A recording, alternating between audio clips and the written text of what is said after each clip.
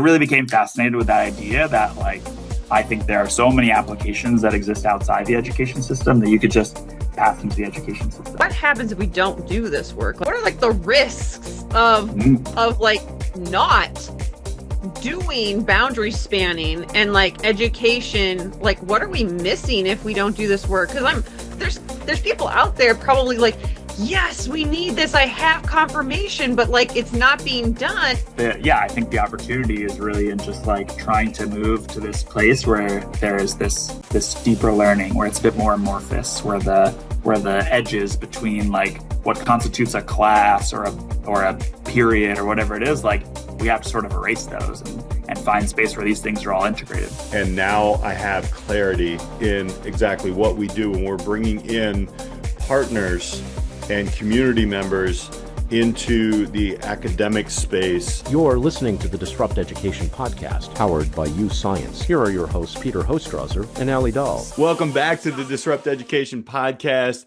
Alli and I have done a quick change of our clothes. Actually, not, we haven't. We're continuing the conversation with Chris Brida. We'll bring Chris back here in a minute. Alli, wow. Right now my mind is blown and it's just spinning like crazy. And I still have a lot of questions, but how are you doing? I'm doing great. I love telling our listeners like behind the scenes, like this is very unplanned. When we tell or ask people to be guests, we often are like, look, we're really in the moment, authentic. Like we have questions, like we do our research of, whoever we're interviewing, but it's very like real feel. And so like with Chris, I'm sitting here, I'm like, please have time to do another episode. Cause I'm like, I mean, if he says no, he says no, we'll edit it out, but he said yes. So he's back. And I know I'm super excited about getting to ask more of my questions. That's my favorite part. And just helping people understand, like, this is truly, I think, such a game changer for education that it deserves more than one episode, 1 week. Yeah, so 100%. Welcome back. So welcome back, Chris. Thank you so much for hanging out a little extra time with us. This is the advantage of us kind of being in Central time zone and Chris being in Pacific time zone. So thank you so much for coming back. And thanks for still having me. Oh my gosh, it is masterclass is happening right now. That's what I call it. But Alli, okay, well, you have your top question. So we've been talking about a boundary spanner, the 6 parts, the 6 kind of, I don't want to call them parts, skills, or whatever. We talked about a broker, a translator, trust builder, a convener, a buffer, and an integrator. And I look at my position right now, just to kind of quickly recap, and it is absolutely spot on. And now I have clarity in exactly what we do when we're bringing in partners and community members into the academic space and really understanding, where we can build these design these intentional systems. And the funny thing is, tomorrow morning from this podcast, Chris, I have a PLC, because we know the PLCs, professional learning, whatever you want to call it, centers, whatever. But I am working with Brett tomorrow morning, my counterpart, and totally I'm gonna blow his mind. Love it. So Alli, shoot your big questions. Let's go. This is one I was thinking about. I was mulling on as you're talking about all of this. Is like in your research. Okay, so I don't have a PhD, but I do have some research in my background from getting a master's. You have to do a thesis, a master's thesis. And I'm like, okay, there's got to be a portion in your research where you kind of talk about like, well, what happens if we don't do this work? Like what, like, or the like, what are like the risks of like not doing boundary spanning and like education? Like what are we missing if we don't do this work? Because there's people out there probably like, yes, we need this, I have confirmation, but like it's not being done. And so, right, like if you could paint us a picture of maybe your role or Portland before, or what I mean, like, and versus now, like where it's headed because of this work. Totally. So there's a second part to my research, which is that I also did a survey to a set of partners in our district to really try and capture like what are the conditions that exist for this whole ecosystem. And so what that part of the research looked at is essentially I think there were 14 questions on my survey, but I really sort of distilled it down to 6 things that I was interested in thinking about their relationship to each other. The first was tenure. Is there an impact on how long a partner has been a partner of our school system? Does that have an impact on other outcomes that are in the survey, which I'll get to? So tenure is the first one. The second one is engagement intensity. Does it matter how frequently a partner works with a CTE program? Like, does that have an impact on these other variables, right? So like if you do a once a year thing, does that change the way that you view the partnership? Or you're doing a once a week thing, does that change the view of your partnership? The third one is, what do I call it? Structural alignment. And so that is really about like, how closely connected is a partner's perception of like the degree to which the school-based system and the curriculum and the resources are aligned with what industry needs. So I started to then look at the relationship, right, between like, does their perception of how aligned it is go up based on how much they're interacting with those programs, et cetera, et cetera. The third one, or the fourth one. The fourth one is sort of like their perception of the mutual value that they're getting. What is their sense of like how reciprocal the partnership is, how meaningful the partnership is, how worthwhile the partnership is, like how they're being treated by our system, and like their ability to contribute value. So sort of thinking about, like the mutual value perception they have. And then I looked at like their perception of the impact on the student-facing learning experience. So like the quality of that learning experience in a CTE classroom, the meaningfulness of that student-facing learning experience that's created through the partnership. And then the last one I looked at was, I asked a question essentially that was about the challenges that the partners faced. And then I coded those challenges to say like, okay, this partner is experiencing a time barrier. It's like really hard for them to partner with our system because there's like a barrier of time. Either the times don't align or that like they just don't have enough people hours in the day to do this. Or is it a communication barrier, or is it an alignment barrier, or is it a access barrier, or is it a structural barrier? So like something in the system that's preventing it. And so I essentially counted the number of barriers that they wrote in that challenges question. And then essentially what I did was I just tried to understand the relationship between all of those variables to each other.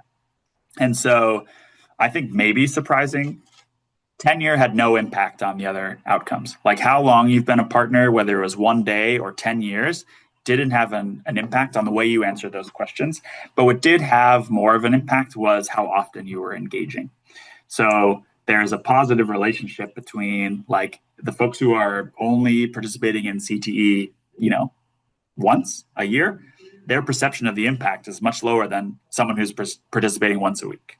I think that makes natural sense. You're just like seeing it more frequently.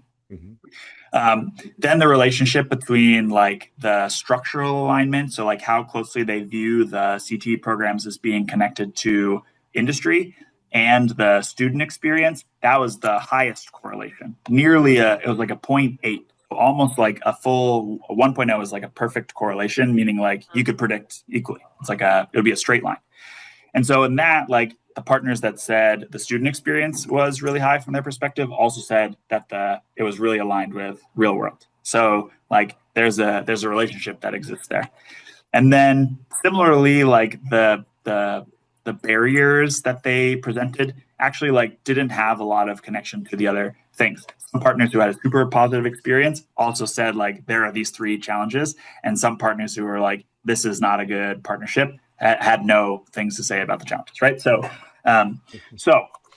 really what the purpose of that part of the study was to try and understand the existing ecosystem that exists in Portland Public Schools, and then like the integration of those two sets of data. So now I have all of this interview data where I've heard from these 10 CTE directors around the country who are doing all of this boundary spanning without knowing that they're doing all of this boundary spanning. What if I just applied those roles to these data points? Like, could I make an impact on them? So that's sort of that's the phase of the research that I'm in now, which is like integrating these two sets of data to say, like, actually the convener would have a big impact on, like structural alignment. If you could bring the right people to the table in service of a CTE program of study, then like the chances of that score being higher and more connected to industry, that makes sense. That should go up.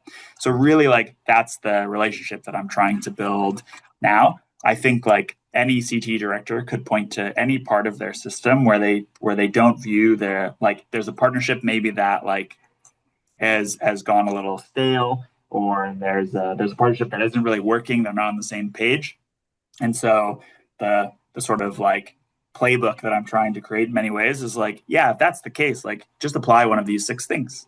It's like, here's my infomercial, right? So just do this, be the translator in this context. And so, yeah, so now I'm like really trying to understand the interplay between these sort of two separate sets of data and what they look like together. I don't know if that answers your question, but 100%. I don't know. Yeah, no, I mean it does, because it you're asking these questions in the way that, like, I mean, you're doing it like from a dissertation research perspective, but you're like also in the role, right? And you're asking other people in the role, but not every school district has a CTE director. Right. They have boundary spanners that are maybe like, it's like they're diluted. They're not right. I see like a director or somebody really is the point person to being able to, like, I like what you said in last week's episode with just you're simplifying complexity between a lot of different organizations, people, policies, etc. And like that, I just think about the school districts and places that don't have that and don't have it at scale, right? Like you're just in the management versus like just having it be embedded structural. Like I think we talk about legacy work, and I feel like what you're doing is legacy work. I hope so. I think it is.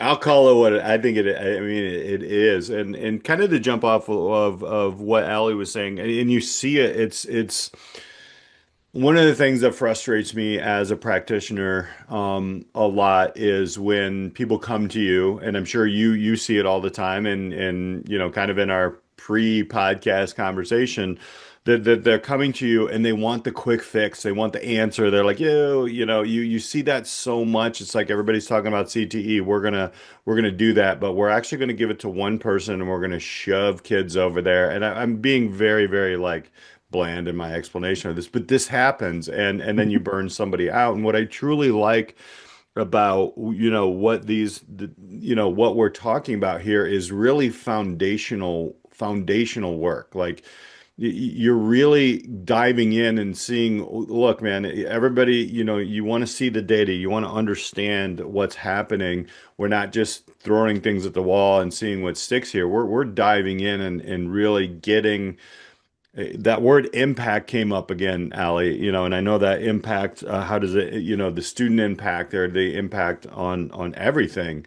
And impact is something difficult to measure, I think, a lot. If, it can be quiet. Our students are very good poker players, right?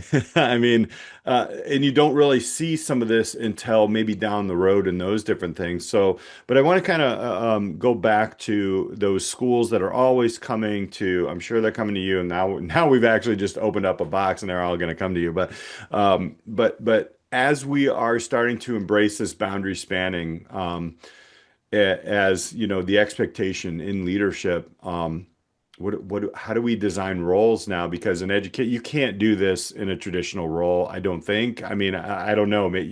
What have you found of different ways of maybe training leaders? Is there a next step to when it becomes Dr. Brida and he creates something better and he please come up with a better evaluation for teachers. But like all the, what does that look like? How do you measure success with this? And maybe we're not there yet, but I don't know. I just wanted to throw that question out to you. Peter, of course we're there. I got it. Okay. Well, I'll give you two answers to the question. The first one is, and maybe Alli, this was sort of what you were getting at too. Yes, a lot of districts don't have CTE directors. Mm-hmm. I'm applying this research specific to CTE because one, it's my context, and two, I need to finish my dissertation. But I think that the reality is like these roles can exist in any context across an education system, teacher up to superintendent. In that, like these roles, the way that I'm applying is specific to partnerships, but the same sort of principles of these roles can be applied internally as well.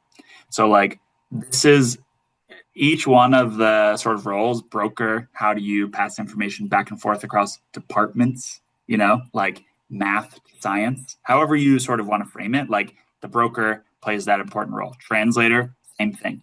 Some of the language, for example, of special education, like feels jargony to me, even though I'm in education. And so like the translator role still exists. It all can play sort of internally as well in the same way that I'm trying to apply it externally. And so I think that one, inherently, school districts are just difficult partners, like plain speak, right? Flat out. Yep. That's the nature of the sort of bureaucratic process that exists and how schools are governed. But also a lot of it has to do with the positionality of the purpose of public education system. It hasn't changed that much, and it certainly hasn't changed in service of like what's happening in society. And so there is almost a need for like anyone in the education system, if you are like trying to do the things that we sort of espouse as being like, these are the things that will make the education system better. We need it to have more real world relevance. We need it to like more project-based learning, more engagement, whatever it is. Like these same roles apply to like thinking through that concept. And so I think the opportunity is not just for CTE directors who are, in my opinion, like uniquely positioned to do this work just because of the sort of nature of CTE. But I think the opportunity is for like anyone in a education setting to like think through what each of these sort of principles actually means, and then think about boundary spanning like at a much smaller scale. And certainly like at any given time, like no one should be playing all 6 of these, but like building trust, that's like universally like we just need to do that, right? Like in order to make this whole thing work, like trust builder is an important role. Okay, so that sort of answers that first question. The second question is like, how do we then teach people how to do this? Yes. Okay? All right. Spoiler alert. I'm gonna attempt to do this really for the first time at South by Southwest EDU this year. So let's go. Nice. I had a 90-minute workshop accepted, and here is essentially how I'm going to set up that workshop. I think that there's a way to teach people how to do this role by essentially getting them to trip over the truth, by creating a learning experience where the mechanics of what each of these roles does is actually sort of like role played in real life, not like in a fictitious way, but in like a, hey, you two people like work on this thing together, and then bring in a couple more people and you work on this thing together. And so I'm essentially going to try and create like a set of chapters that people sort of go through. And in the end, it's all about, I mean, I don't know how much I want to give away, but it's all about, I think, like you have some end goal. I'm not going to tell you what the end goal is because I don't want to spoil it for anyone that comes to my presentation. But the idea then is that like this mechanic, this part of the learning experience was like what it's like to play the broker. This is what it was like to play the integrator. This is what it was like to play the convener. So that like, we'll just do 80 minutes of that. And then the last 10 minutes will be like, oh yeah, by the way, like there's a whole body of research that explains exactly why this works. And so I think that the way to do this well and like effectively, in my opinion, because people aren't being taught how to do partnership design, is like to teach people what the mechanics actually feel like, and then be like, you can just apply this exact same concept, principle, mechanic, whatever it is, when you have your next meeting with a partner, or when you like think about bringing a partner to the table. So I think because each of them is sort of connected to an action, That's the idea, is like teach people what the actions are and then explain the research to them after. This I want goes to go beyond to this. schools, right? Like this is like, yeah, I so like, I mean, congratulations, because South by, been there a few times, love Austin, amazing. Like that's no easy task. Thank you. Appreciate it. As you're talking about boundary spanning, Huh? I think I dropped this in the first episode. So you have this series about analogous. It's on LinkedIn. Yeah. What's Analogous it? inspiration. Yes. Yeah. So you talk about just like different systems, and you mentioned this expediter. You talk about ants. You talk about the Tour de France, Uh-huh. and what's the other one? Alexander Calder, the sculptor. Oh yes. I don't know why I didn't write that one down. But so was that part of like your research, trying to like help people understand boundary spanning, and then like maybe specifically like the ants, because that was Yeah. It's you're all like, I love connected. ants. It's so funny. It's all connected. So It is all connected.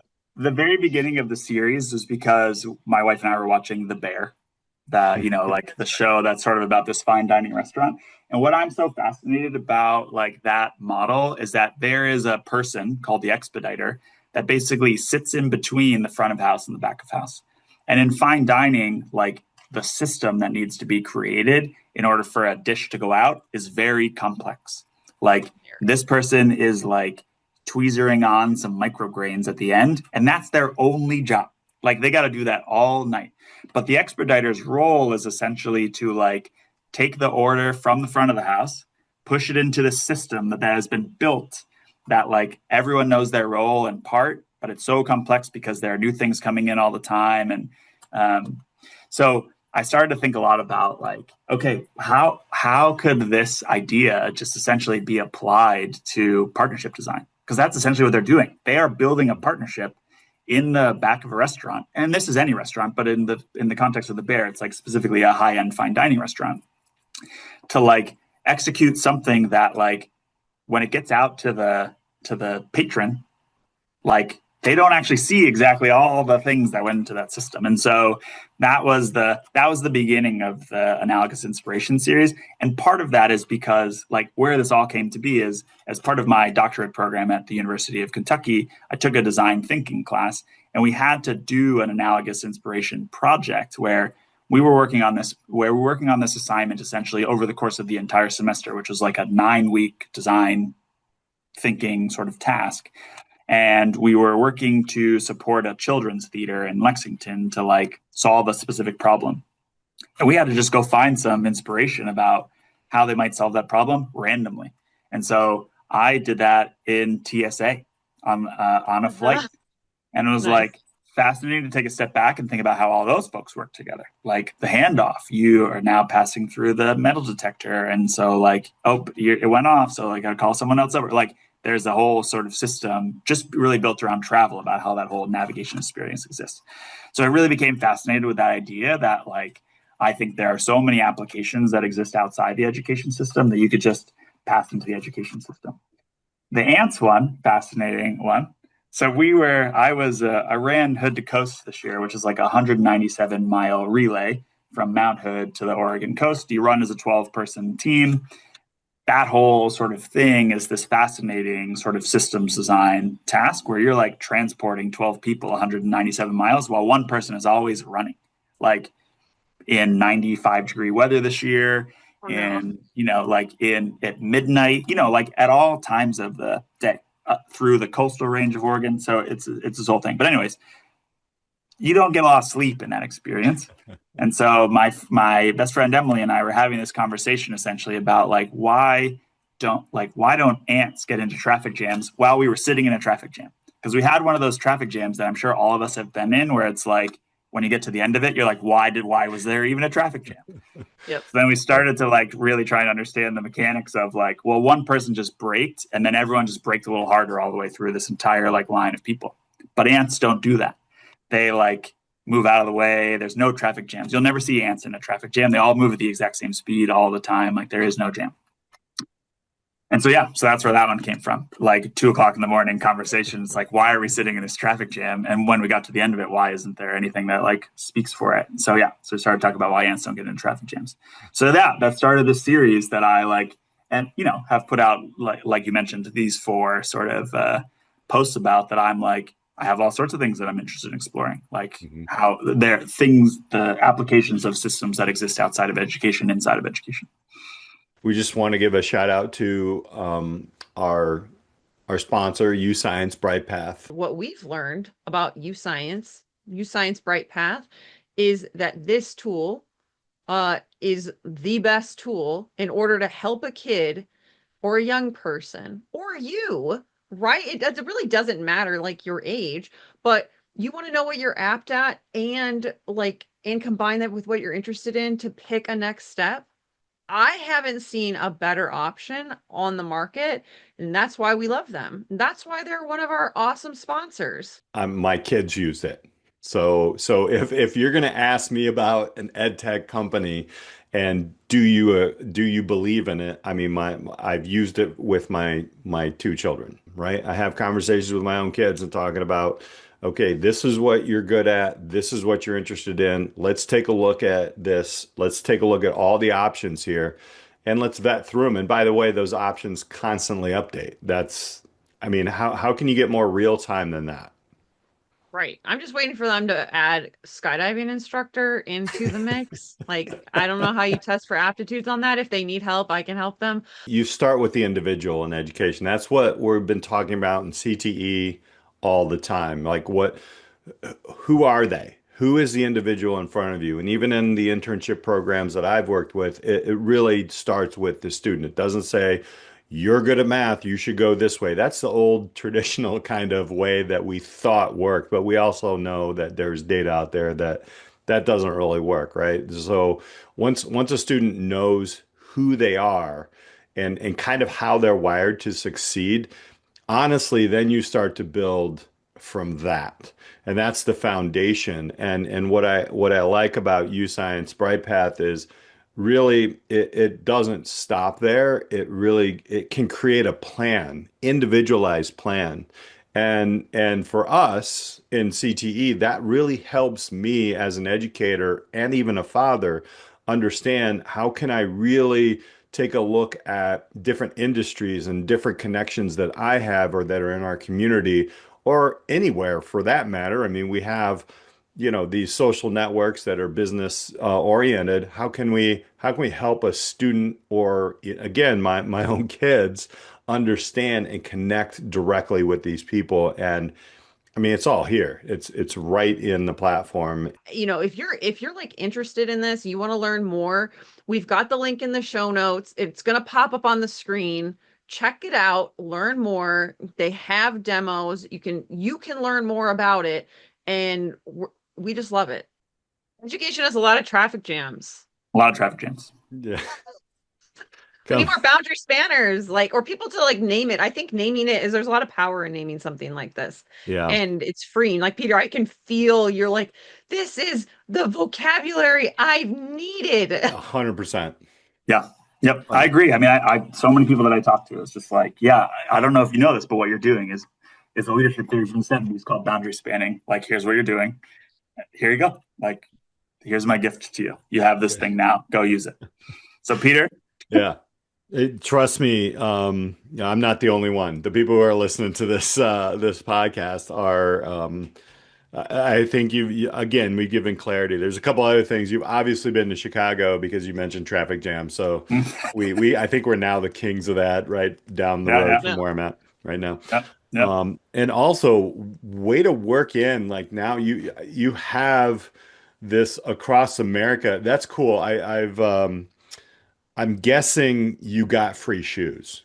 Well, I know somebody, right? I know somebody. That's right. But no, but I really like the way, now we're kind of taking a diver deep here, Alli, right into Chris's brain, like what the thought process and the systems thinking. I love the fact that you took a design thinking. Is that in your master's or was that in? No, it's part of this doctorate program. Oh, is it part of? Okay, great. Because I think, I go back to, and I say this all the time because 10 years ago when I started the podcast, which is really kind of a YouTube channel, and I was trying to be the Gary Vee of education, was that we went to Davos, Switzerland, and it was education as a human right, and really all they did was.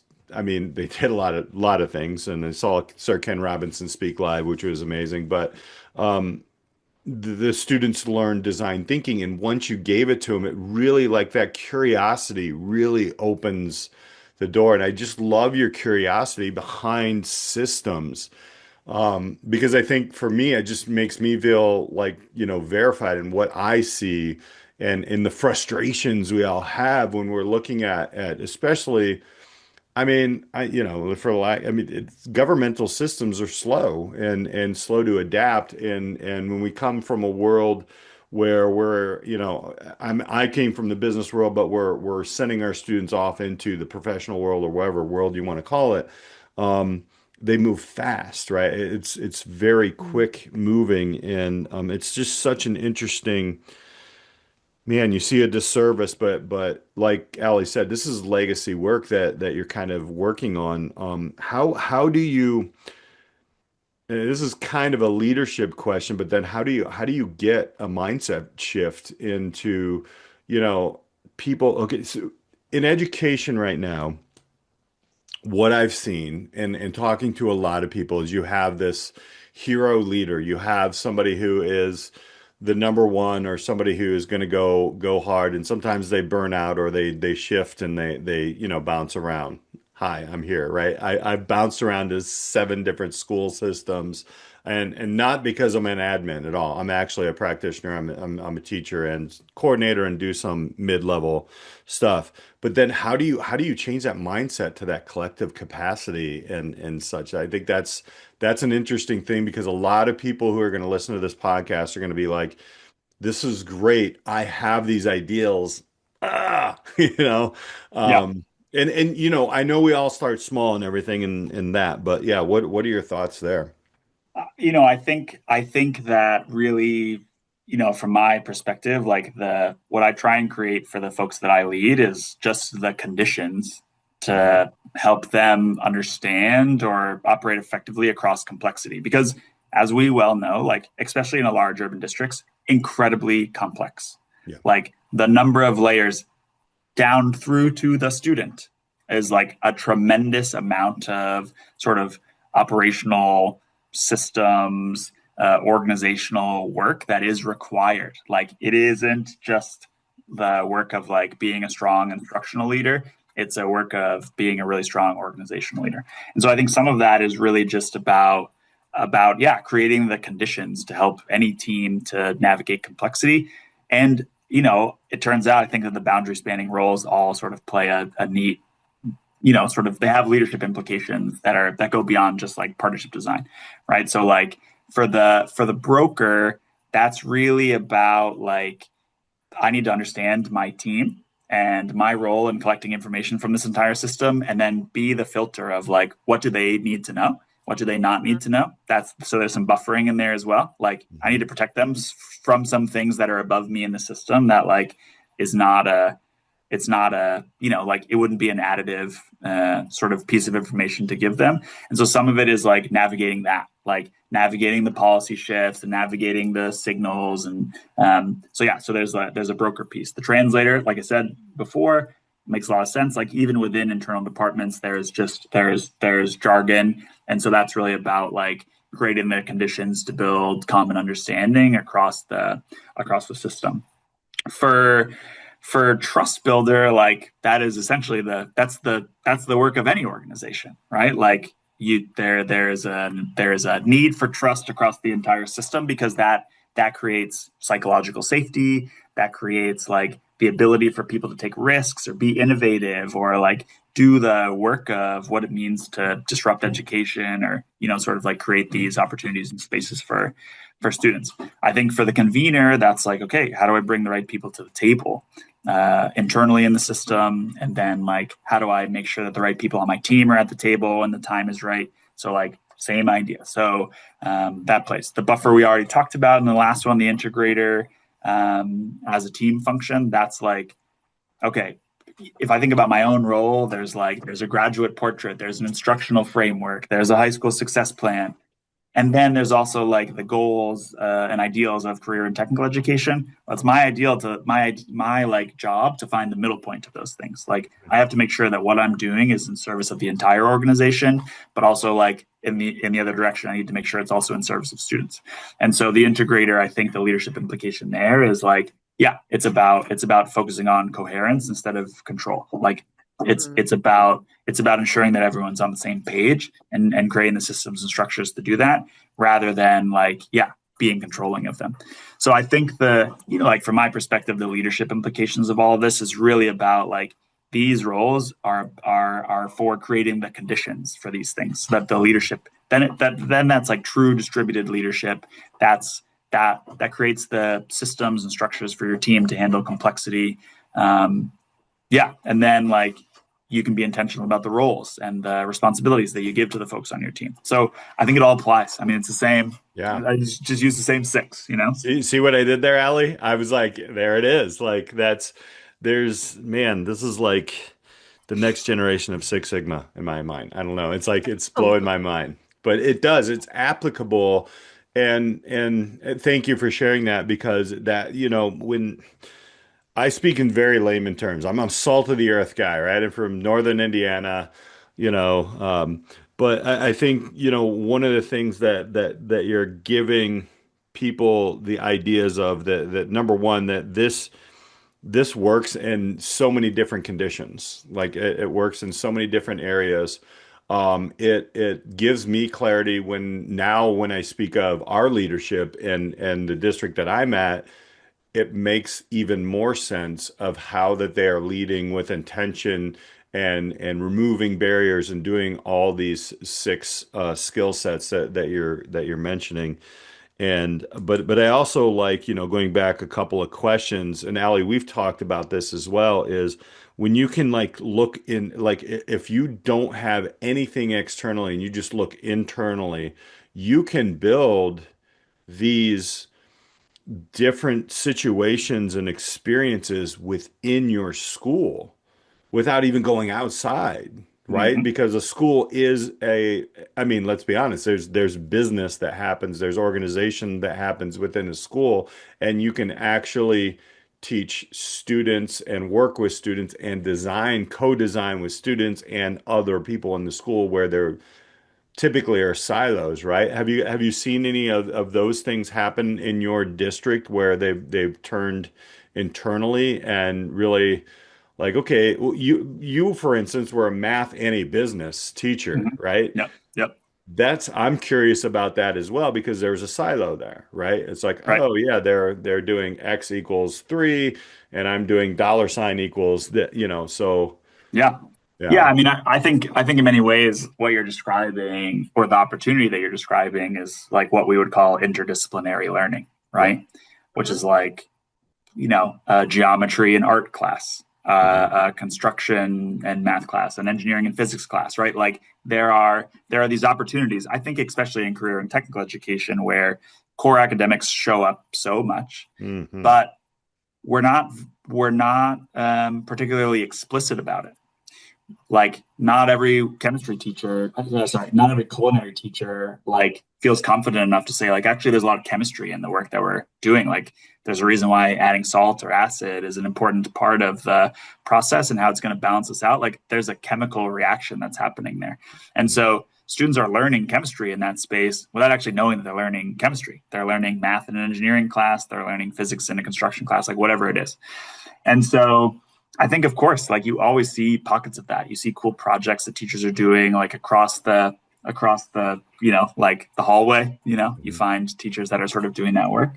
But like inherently, the whole system is still structured as like these very siloed, time-bound instances. It's 90 minutes of math, it's 90 minutes of English, it's 90 minutes of science, it's 90 minutes of social studies, as if like that model is the way that the world works. It's like, I got to go, guys. Got to do my 90 minutes of math right now. Like, this is my time.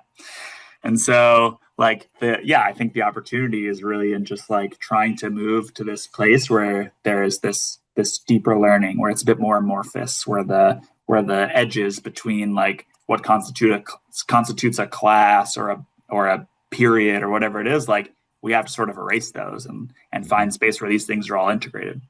And so, yeah, there's a lot of cool models around the country that I think schools are doing. Like, there's a school in Iowa called Iowa Big, where students there, like, they just do these 2 projects, right? And those projects have an external partner attached to them, but they're like, that's all the standards for that grade level. Like, here's all my grade 10 standards that I'm going to apply in this project. And so, like, that's amorphous. That is like learning in a way that is most closely aligned to the way that like you and all of us are sort of operating. Yeah. So I think that's the opportunity. I think, of course, there are always pockets of it, but like there's this notion or this desire, I think, to get to that at scale. But we're a long way away from that at scale, right? Like we just are, we just have a lot to undo. Mm-hmm. A lot to undo. That's the truth. But you can't disrupt education if you're not willing to break some eggs, crack some eggs, That's right. You got to grow the chickens first, but they will lay eggs. Mary and Pippin, is that right? Yeah, Mary and Pippin. Such sweethearts. I have other chickens, but they're Buff Orpingtons. If people who are listening know their chicken breeds, they're considered like the golden retrievers of chickens. I was wondering if they were Rhode Island Reds, but I don't know much about chickens. So I don't want this conversation to end. All right. But it has to end at some point. Episode 3. Like, let's just record all night. So I think for just a practical piece for those listening. So there's plenty of people in leadership. And when this comes out, actually, late winter, early spring, it's like a time when people are like applying for new roles for the coming year in the traditional educational system. You tend to sign your contract for like a crazy amount of time ahead of time. Yeah. Mm-hmm. So for those considering like a CTE leadership or just like a leadership position, I think in a school, and really, I think leadership in an educational system is going to have boundary spanning at some capacity. And so what advice would you give someone new to CTE or new stepping into a leadership role to look at boundary spanning and how that could help them in their role? Yeah, I mean, I think the first thing is, one, especially in CTE, like, I think in many systems, mine, included, and that's really sort of like true of lots of systems around the country, like it's sort of just misunderstood career and technical education. It is in many places viewed as an elective, right? Like that's how we talk about it. That's how we think about it. The whole sort of education system is driven by core academics. And then like, oh, there's that fun thing that kids get to do on the side that like has a super high graduation rate and is getting kids into high wage, high demand jobs, et cetera, et cetera. So I think like the first thing is just go and see the work, like go be in a CTE classroom, because there's even at the beginning of this year, one thing that our district was really focused on was learning targets and success criteria in every class, making sure students knew what they were going to be doing that day.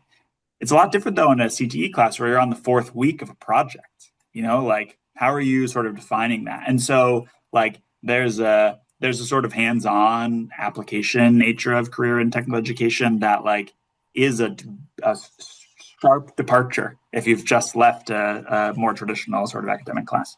And so, and I don't like, that's a generalization. That's not always true, of course. But so I think like, yes, go and see the work is the first thing that I would say, especially folks who are like thinking about or are new to career and technical education. But just in leadership in general, especially in educational leadership, like I feel like often folks are like, there's one of 2 paths. You're either a strong instructional leader or you're a strong organizational leader. But like to run a complex system, you have to be both. You have to understand both. You don't have to be an expert. Like I'm certainly not an expert in all core academic subjects. I was a math teacher and I am by no means an expert in math. And so like, I think the reality is like you sort of have to just be willing to be in both parts of it. Like be in the education side, really understand what's happening at the classroom level, but then also be in the system side and really understand like what is the goal behind the goal? What is the data behind the data, right? Like there's sort of this iterative nature to the work that we do that's like you got to dig a little bit deeper to find the the actual thing that's like the space that you can affect change. So yeah, I don't know. That's like two things that I can think of. But that's how you got, I feel like, those 6 partners at the table to do this really transformational work, is thinking like that. So, and I know that you've got more than that example, but that was an awesome one. Yeah. And then there's like a whole other thing to that we can talk about that involves some AI, but that's like on episode 3. Really what I'm like, when I think about that, like that is obviously a complex partnership to manage and run, like 6 partners, that's 6 competing priorities, that's 6 competing schedules, all those things. And so again, this goes back to the point that I was making about conditions. I'm really interested in like, how can I create the conditions for this work to happen where we don't all need to be at the table together all the time? Can we create a task that allows 2 folks from these organizations to boundary span in a way that like something that they then bring back to the group is in service of the whole group? And so it's like little twos or trios of, these partners working on a specific part of this project. And so like, I'm trying to, again, like think about how to design it in such a way that it isn't such a time burden, that there isn't like that barrier being created by like, okay, well, if we want to get any work done on this, I got to find time for all 6 of us to meet. So how about June? You know what I mean? Like that's the reality. And so instead it's like, well, if just you and I, Alli, need to meet, like we can find a time next Tuesday, but that doesn't need to involve the other 4 partners in this project. And so, so I think it's about like setting those conditions and creating tasks. Like I'm really interested in how to design the tasks to really continue to move this work forward and design those tasks in a way that's like, it's not necessarily a natural relationship for like a higher ed partner and a philanthropy partner to work together on something. So like, how do you create something in the middle for them to, the people, then think about how to get their systems a little bit closer together so that by the time we arrive at whatever the thing is that we're going to do, it's inevitable. Like it's just already built. And then we can all step out of it and it just goes. Like then it's not person dependent because we've done the work of like getting the systems to actually connect. That's what I mean. Boundary spanning isn't like, it's not the extra work. It is the work. Like it's kind of building this through. So as we round out here, number one, I mean, thank you so much for the clarity that you've given me, but I know a lot of people now have a basis to work on and to kind of identify and those terminologies that you gave. Again, I'm going to go back into my notes. I'm going to go back into the last episode to really kind of dig deeper into those. And you really can see in my mind as we were going through this entire conversation, I can see where the blockers are, but I can also see where we're moving forward and that kind of clarity. And what you've so eloquently have done, Chris, is really kind of given people that map that can work anywhere they are, right? And that is a blessing. So number one, thank you for signing up on our on disrupteducationpodcast.com, but also over at ACTE. We didn't know you were over there in there, so we probably next time, I don't know if you're going to be at FETC, but that's where I'm going to be in Orlando. Before we let you go, we'll put your LinkedIn and everything in the show notes just so people can connect. And obviously, at South by Southwest, this will be coming out right before that. So if you're going to that amazing event, there's just so many cool things at that. And again, congratulations on that. Thank you. What is next for you? Obviously, finding out and finishing the PhD, the dissertation, but what do you see as next in the next like 6 months to a year for you in your organization? Yeah, really the sort of like thing that I'm trying to build is CTE as a civic engagement engine for the city of Portland. Yeah. And so like what I think of as the potential highest value impact is I have 80 programs, almost 10,000 students participating in career and technical education. So if I face that entire thing in service of, let's say, like the place where all of these students live, what could that look like?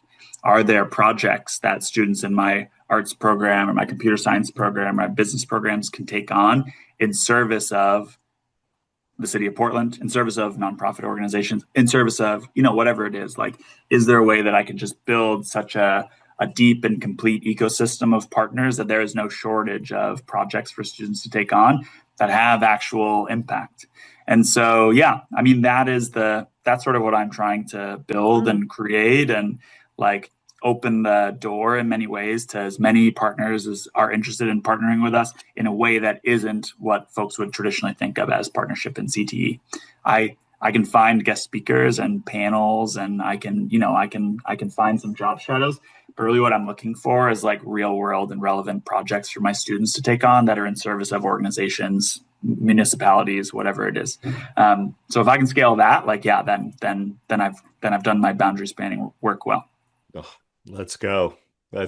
Right. That's awesome. True. Thanks. Disruptor of education. I want to thank you again for hanging out with us for 2 episodes. I know that you've donated another hour of your time as we're recording this. So seriously, thank you for doing that. And you are doing legacy work. You're a true disruptor of education, man. And I can't wait to see what comes next. We may have to follow this one up, Alli, and even have another conversation a little bit down the road post dissertation and seeing how you're doing some things. Quick shameless plug. Iowa Big was my 100th episode, by the way. So cool. I did travel out there, and at the time talked to Trace Pickering, and it was amazing. It was great stuff, and I really can see how you have leveled that up and really are using that model to work with a model that you want to build in Portland. So yeah, appreciate that. But yeah, man, thank you so much for hanging out with us. Another great episode of Notes. We're going to encourage our listeners to just make sure you hit that subscribe button, like button, share this out. This was an absolute CTE masterclass. If I had $1 million, Chris, I'd just write you the check now, man, but I don't, but yeah. Okay. But thank you so much. If anyone out there does. Yeah, right. Well, I'm going to, you're going to attract some, with what you're doing, and you're doing things to help others and help systems, just so near and dear to my heart, man. And I really appreciate it. So, for Alli Dahl, I'm Peter Hostrawser. We will catch you next time on the Disrupt Education Podcast. Don't forget to go to disrupteducationpodcast.com. If you want to be on, sign that up. You might be like Chris. We'll talk to you next time. Thanks for tuning in to the Disrupt Education Podcast. If this episode sparked an idea, challenged your thinking, or helped you see education differently, well, that's exactly why we're here. We're highlighting real stories and bold ideas shaping the future of learning. A quick thank you to our sponsor, UScience BrightPath, the next generation platform helping students make personalized decisions as they move from education to career. If you're serious about connecting students to real opportunity, head to uScience.com/disrupteducation-podcast. Request a demo and let them know you heard about UScience right here on the Disrupt Education Podcast. For more episodes and clips and ways to connect, you can always visit disrupteducationpodcast.com. I'm Peter Hostrawser. Keep disrupting. We'll see you next time on the podcast.